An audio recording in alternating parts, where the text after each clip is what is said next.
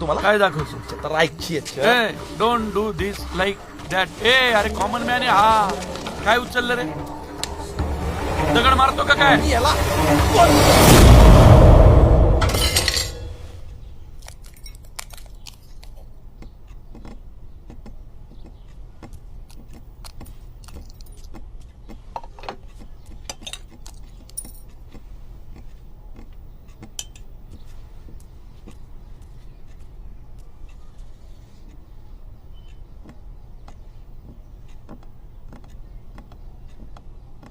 घेऊन ये त्याला.